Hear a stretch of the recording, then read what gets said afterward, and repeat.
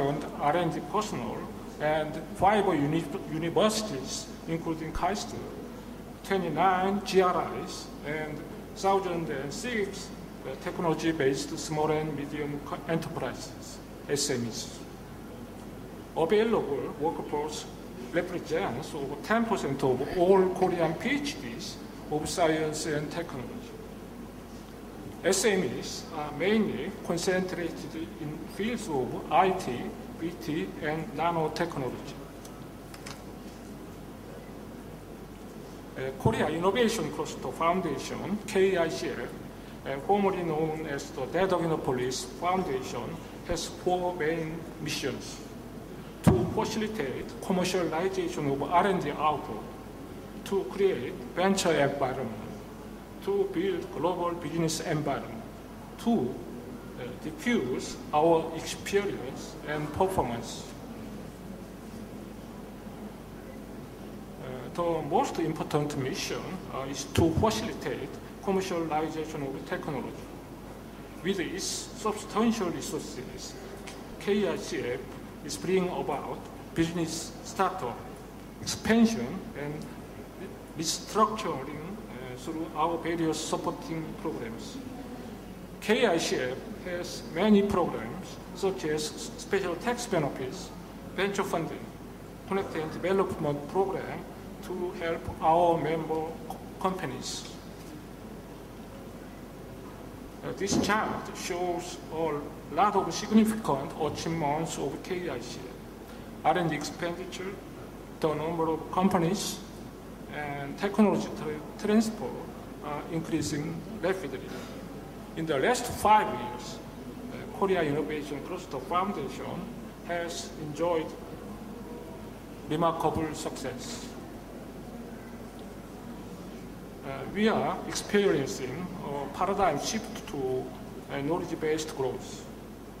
Accordingly, the KICF is planning a future based on combination of industrial, technological, and regional policy. As of January of this year, we have initiated development of new Innopolis in Daegu and Gwangju.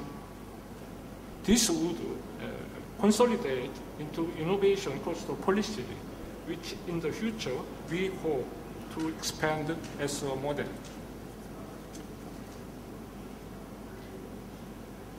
KICF has vision to become a driving force for achieving per capita GNI of $40,000 by 2015.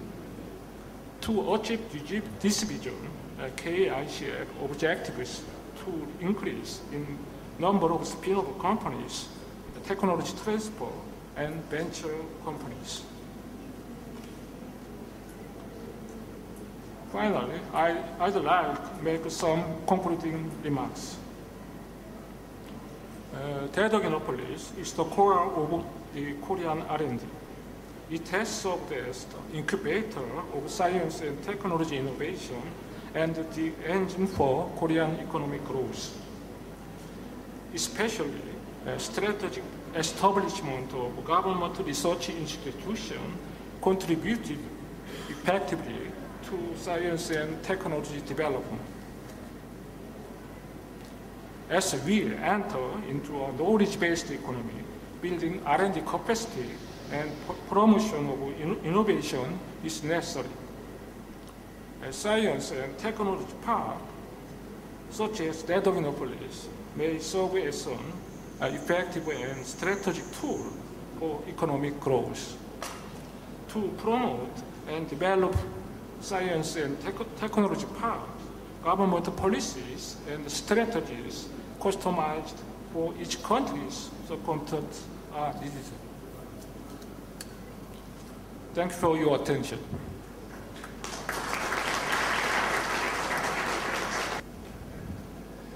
Thank you very much, and thank you also to the National Innovation Fund for having me here. I hope to share with you some insights on innovation through the lens of our company, MTBV Corporation, a case study, if you will, of MTBV Corporation. Basically, tell you about innovation in North America by telling you about our company's journey through that system. So our company is an energy company, and we all know that world energy will increase by something like 44% from 2006 to 2030, and the question is, how do we meet that need both effectively and efficiently and with less impact to the environment? And so one of the first pieces of innovation is a vision, and really I would argue that all innovation starts with a vision and a purpose. And so ours is to take the enormous resource that is waste heat. We waste 60 to 80% of the energy that we consume globally. And we see this in many places as depicted here, from industrial facilities, in automobiles, things like thermal oxidizers, even in computers, mainframes, laptops. And so our vision is to create a way to turn that waste heat into usable electricity. So the idea is, can we identify a source of fuel that's easy to access and plentiful? I believe that's waste heat. Can we do it in a way that uses less fuel to create electricity, that can be more cost effective, that can use no moving parts, that can create no emissions? And that is what we believe our semiconductor chips, which you see depicted here, can do. Waste heat's abundant. We can use 45% less energy. We can be more cost effective by getting 10 to 50 times more power. It's no moving parts because it's solid state and scalable. And we create no extra emissions because the heat is already there in the case of waste heat. So in addition to a vision, there needs to be some idea of how to accomplish the vision. So in our case, the university was really at the heart of that idea. And what's depicted here, let's see.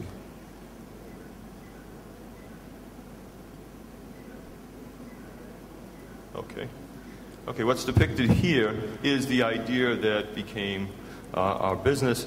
I won't bore you with the technical complexities, but basically by using nanotechnology, we were able to create semiconductor chips that could convert this waste heat to electricity very effectively. And I would argue that the university is in fact a very powerful source of ideas for innovation. In our own case, this MTBV began at MIT in Massachusetts. I think you heard from many of the speakers that universities remain at the heart, or at least part of the key to innovation. So in addition to a vision and then an idea of how to do it, you need a roadmap, actual concrete steps. And so this shows here our technology development roadmap to achieve higher and higher power densities, getting up to something like a megawatt of electricity from a square meter panel at efficiencies slightly in excess of 50%. So there's a vision, there's an idea, and there's a roadmap to execute on the idea. And then there has to be commercial viability. In this slide, you see upper right, the industrial piece of commercial viability. And then there are other applications such as automotive, solar energy, and portable power. And at this point of commercial viability, there need to be typically strategic partnerships. So these strategic partnerships can take the form of customers or can take the form of supply chain, suppliers.